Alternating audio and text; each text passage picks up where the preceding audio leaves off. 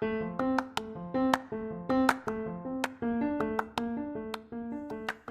you, welcome to Sacrilegious Discourse. I'm husband. I'm wife. And together we're reading the Bible. Starting with Genesis and eventually ending with Revelations, we're working through every book and offering our atheist 2 cents. Or shekels. Yeah, those. We're asking questions and pointing out all the nonsense. We aren't academics or scholars. Nope. In fact, when it comes to religion, we really don't know anything at all. What we've learned so far is that God's a dick. Oh, he really is, isn't he? If you're interested in how we reached this startling conclusion, maybe start from episode 1. Otherwise, jump in anywhere. It's all good. Yep.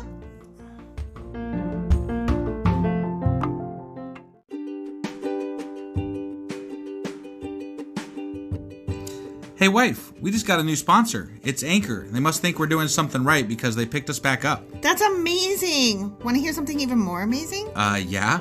I actually know what they are. You are full of shit. I'm calling your bluff. Tell me about Anchor. Okay, so Anchor by Spotify is the easiest way to make a podcast with everything you need all in one place. I'm actually surprised you knew that, but did you also know that Anchor has tools that allow you to record and edit your podcast right from your phone or computer? Yes, because I see you do that on your phone all the time and it looks pretty simple. It really is, and when hosting on Anchor, you can distribute your podcast on listening platforms like Spotify and Apple Podcasts. But I use CastBox. Yeah, darling, I know you like CastBox. It gets distributed there too, and lots of other platforms as well. And how much are we paying for this awesome service? Absolutely nothing. Coolio! So then we should tell people to download the Anchor app or go to anchor.fm to get started? Yep, do it now.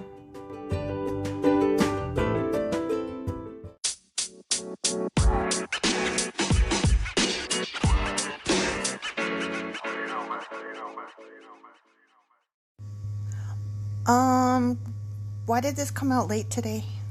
Because I suck. Oh, okay. As long as you're taking blame, then I'm okay with that. Yeah. Normally we release this about 12 hours earlier, so anybody who is waiting on the episode, I sincerely apologize. Yeah, it's all his fault. Well, what are we talking about today, though? Well, we're going to be doing Genesis chapters 16 and 17, but do you remember what happened last time? God stuff. Yeah, and, he was grody because he made Abram cut animals in half. Oh, that's right. And he was like, sacrifice all this shit to me, and you'll be fine, but your grandchildren and progeny are going to suck it for 400 years. Slaves for 400. Yeah, that's right. Yeah, that's stupid shit. But maybe in 16 and 17 he'll fix it? Question mark. Let's see what happens. Okay.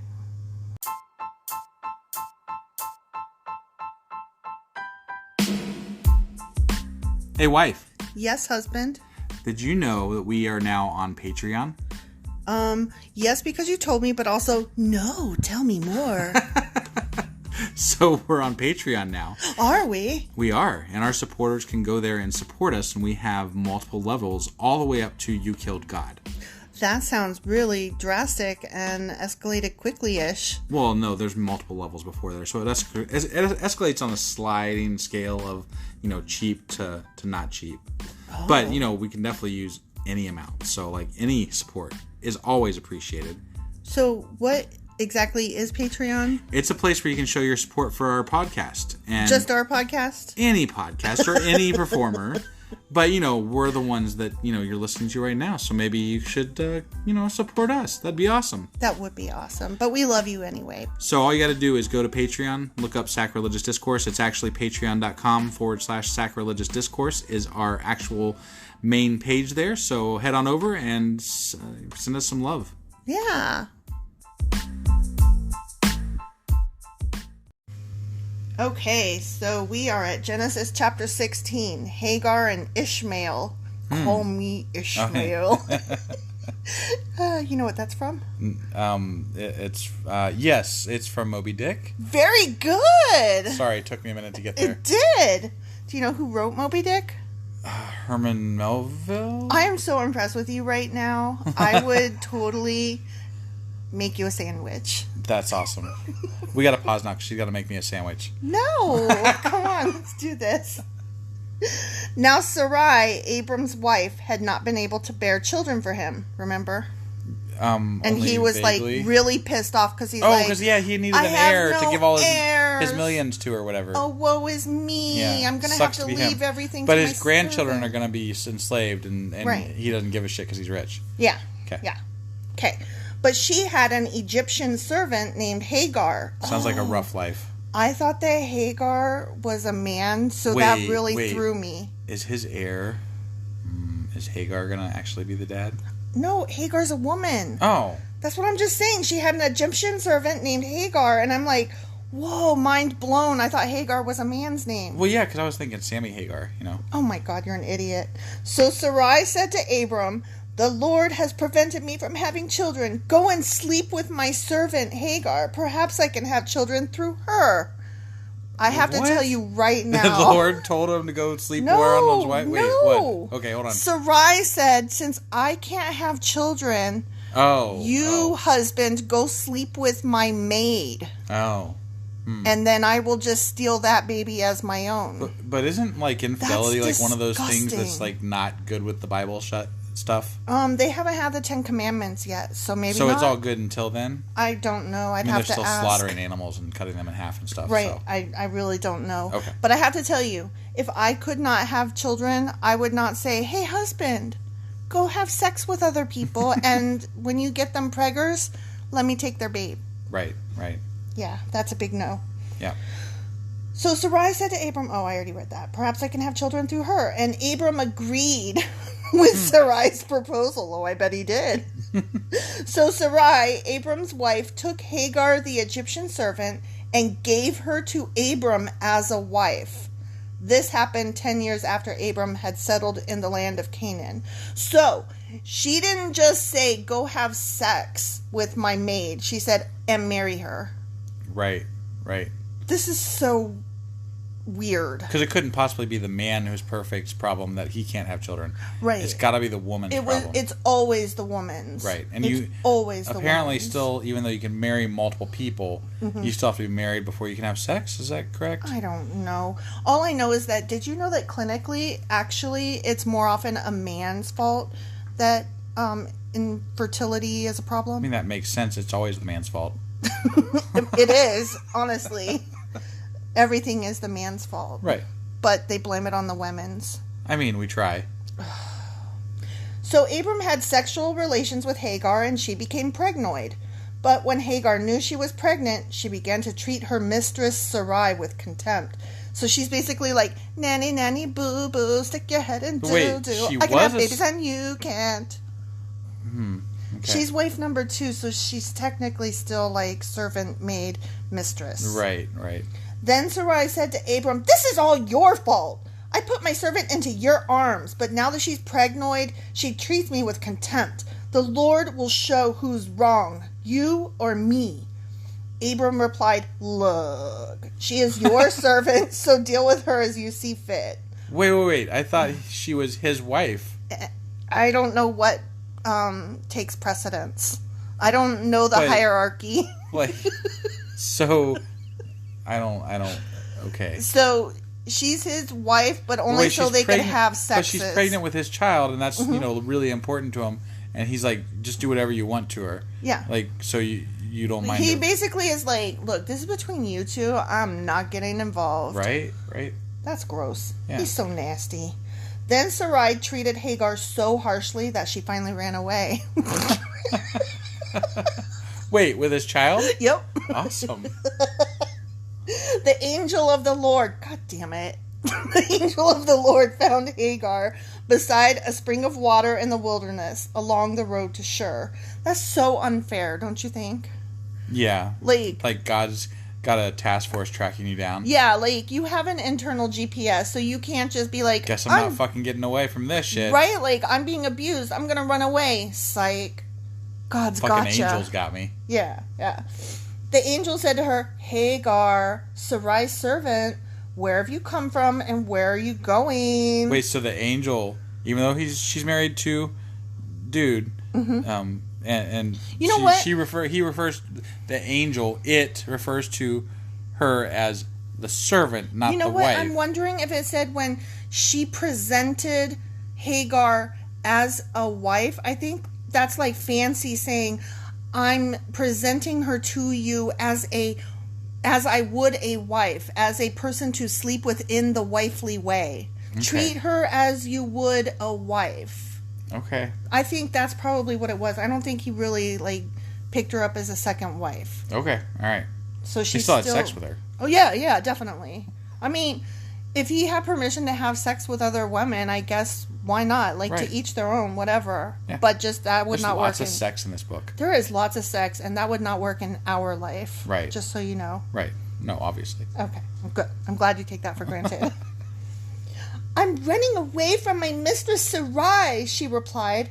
The angel of the Lord said to her, return to your mistress and submit to her authority. What? Authority. God sent an angel down to tell this woman who had to have sex with a guy to carry his baby and was a servant slave to another person to get back and be a slave and carry this fucking baby. Yeah.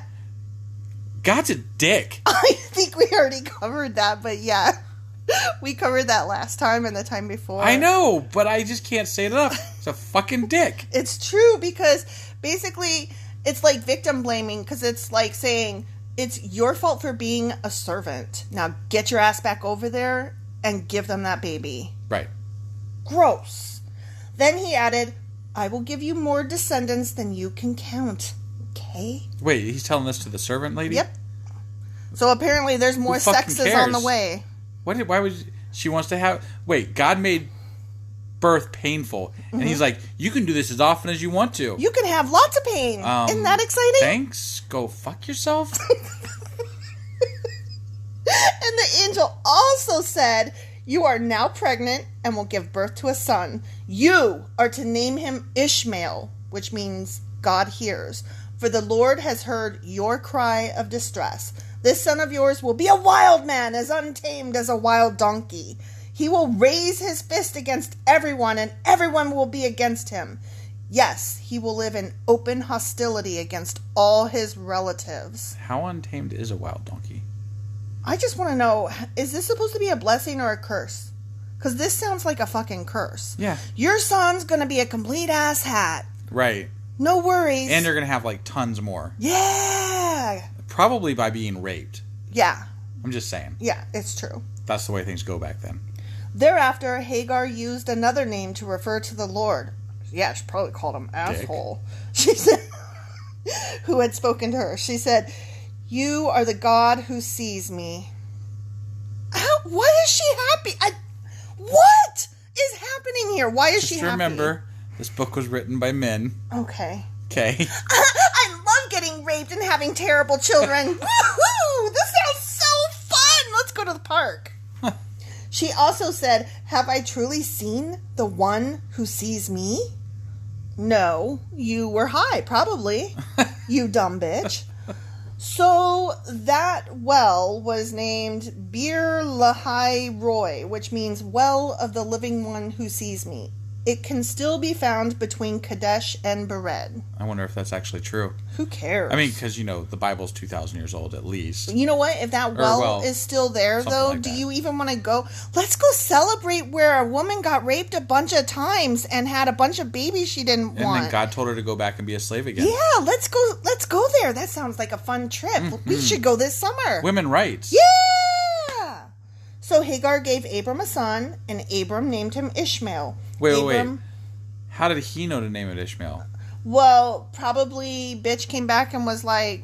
God said to do this? God told me to come back, and he told me that I have to submit to you more because you're going to give me more babies, and also you have to name this one Ishmael, and he's going to be a dick, but that's all you. Right. That's my guess. Got it. So Hagar gave Abram a son, and Abram named him Ishmael. Abram was 86 years old when Ishmael was born. That's the end of that shitty chapter. Okay. Well, we'll see you on the next chapter. Yeah. 17, right? Yes. Awesome.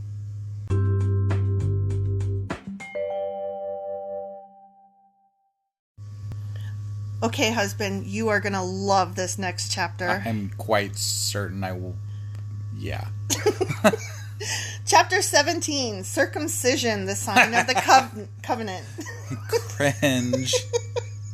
When Abram was 99 years old, the Lord appeared to him and said, I am El Shaddai, God Almighty. Serve me faithfully and live a blameless life. I will make a covenant with you, by which I will guarantee to give you countless descendants. I thought he already had promised him that. He did. So why is he saying, but let's make another deal? I don't know, unless this is... No, because this is when he's older. Yeah. And are we on... I need a timeline at some point. Because at some point, God was like, dude, you guys aren't going to live that long. And he's only had one kid at this point, and he's 99. And if they aren't living, forever-ish, then he can't have countless descendants at this point. Or what? Descendants could be great-grandchildren and stuff like that, too. So I guess that could be the case. Yeah. But all I'm saying is he already made a covenant with him. Yeah. And now he's like, let's do another deal. And your prize is that you'll get something I already promised you. What's his covenant? Oh, let's hear more. At this, Abram fell face down on the ground. I bet he did. Then God said to him, this is my covenant with you. I will make you the father of a multitude of nations. What's more, I am changing your name. It will no longer be Abram. Instead, you will be called Abraham, for you will be the father of many nations. Okay. The father. I wondered. It was really close to Abraham, and I'm like, is there an Abraham and an Abram? Yeah. But it's the same dude. So it's the same dude. Yeah. And he renames him after 99 years of life. Right. That's bullshit. That happens a lot. Why do you have to rename him? I don't know, but that happens a lot in this book. There's going to be some guy that was named Peter, and he becomes Simon just overnight. Maybe God really liked Ham. What? Abraham. Instead of Abram. That makes no sense. I don't know. You have sandwich on the brain. Well, yeah, you were supposed to make me one, but you didn't, so... You're an idiot. Okay. Instead, you will be called Abraham, for you will be the father of many nations. I will make you extremely fruitful. Your descendants will become many nations, and kings will be among them. I will confirm my covenant with you and your descendants after you from generation to generation. This is the everlasting covenant. I will always be your God and the God of your descendants after you. I had an everlasting gobstopper once. You're so dumb.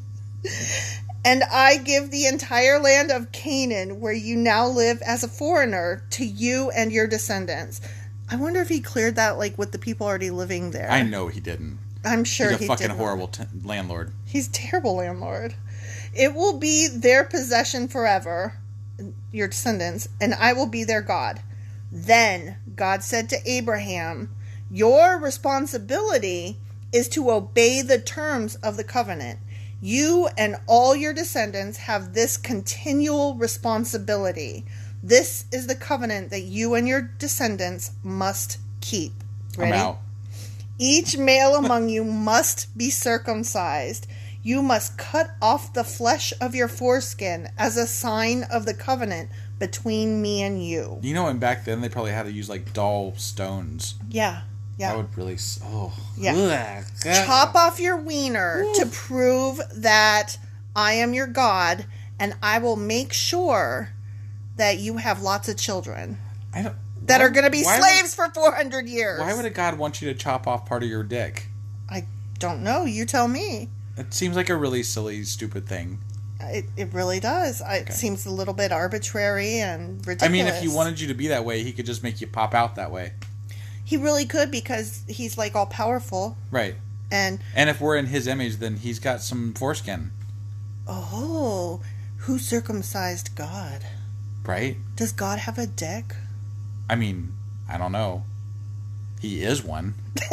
Definitely.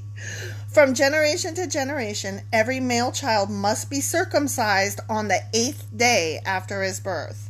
This applies not... What happens if you do it on the 7.5 day? It doesn't count and you have to cut further back? I don't fucking know. I made that up. I don't know. This applies not only to members of your family, but also to the servants born in your household and the foreign-born servants whom you have purchased. Slaves. Right. So you buy all these slaves, and then not only do you make them be your slaves and probably rape the women, you chop off the tip of the men's dicks. Good times. Good times. Great time to be alive. Hi. you're going to be working for us the rest of your life for no pay, and now we need to chop off part of your dick. Yay! All must be circumcised. Your bodies will bear the mark of my everlasting covenant. Any male who fails to be circumcised will be cut off from the covenant family for breaking the covenant. So stupid. I would maybe just skip it. I mean, it's almost a good reason to not have it done. Right? Like, screw you. Yeah. Yeah. I mean, I'm really glad now that there's like a movement. Parents are opting out. Right. And they're like, no thanks. And even though I know that being circumcised is the norm, I think that it says something positive that science is catching up and we're like, maybe there's not a medical necessity for this, and also God doesn't exist, so let's not. Right. I'm for that movement. Yeah. Then God said to Abraham, regarding Sarai, your wife, her name will no longer be Sarai. From now on, her name will be Sarah, which I'm so glad of because it's easier to say. Right. And I will bless her and give you a son from her. Yes, you raped your servant for no reason. Yeah, yay! But it was with God's blessing. Mm-hmm. I mean, God made the servant come back. Yep. So that he could have that son. Yep. That's stupid. It's a way for man to have all the women's, all the pussies, and all the babies. All the heirs, all the slaves, all the everybody. It's a man's world. After all. Yes, I will bless her richly, and she will become the mother of many nations. Kings of nations will be among her descendants. Then Abraham bowed down to the ground, but he laughed to himself in disbelief. How can I become a father at the age of 100, he thought, and how can Sarah have a baby when she is 99 years old? She does not have a WAP. She has a DAP. So this must be back when this must be that they do have like lowered expectations for life, 120 years or whatever. Yeah. So Abraham said to God, I'm sorry. So Abraham said to God, may Ishmael live under your special blessing. But God replied, no, Sarah, your wife, will give birth to a son for you. You will name him Isaac, and I will confirm my covenant with him and his descendants as an everlasting covenant. As for Ishmael, I will bless him also, just as you have asked. I will make him extremely fruitful and multiply his descendants. Don't forget, though, for 400 years, all these descendants are going to be slaves. He will become the father of 12 princes, and I will make him a great nation. But my covenant will be confirmed with Isaac, who will be born to you and Sarah about this time next year. When God had finished speaking, he left Abraham. On that very day, Abraham took his son Ishmael, the one born of Hagar, and every male in his household, you see where this is going, right? Including those born there and those he had bought as slaves. Then he circumcised them. Cutting off their foreskins, just as God had told him. Why don't they just line them up and like, next, chop, next, chop, chop, next, snip, snip, snip. Steve, where the fuck are ya? It's time to get your dick chopped. Abraham was 99 years old when he was circumcised. You know what? If I'm 99, you ain't coming near my junk. That's all I'm saying. And Ishmael, his son, was 13. Both Abraham and his son Ishmael were circumcised on that same day. Daddy, I like your dick being chopped. Can I get mine chopped too? Yes, son. Let us get our dicks chopped together. It'll be really fun. Matching tattoos? Not for me, thanks. We got matching circumcisions. Yay! Both Abraham and his son Ishmael were circumcised on that same day, along with all the other men and boys of the household, whether they were born there or bought as servants, slaves. All were circumcised with him. That's the end of that chapter, and I am even more unimpressed and disgusted with this book than I have been thus far, which is saying a lot, because there is no redemption to be found here. Just dick chopping. Dick chopping. Okay. And DAP. I bet you can't wait to find out what's going to happen next week. Yeah! Oh, wait. Well, yeah, no, it will be next week. Yeah, so it'll be on Tuesday. And I'll try to do it on time this time. Yeah. All right. Or else no sandwich for you. Oh. All right. Well, we'll see you guys next Tuesday. Bye.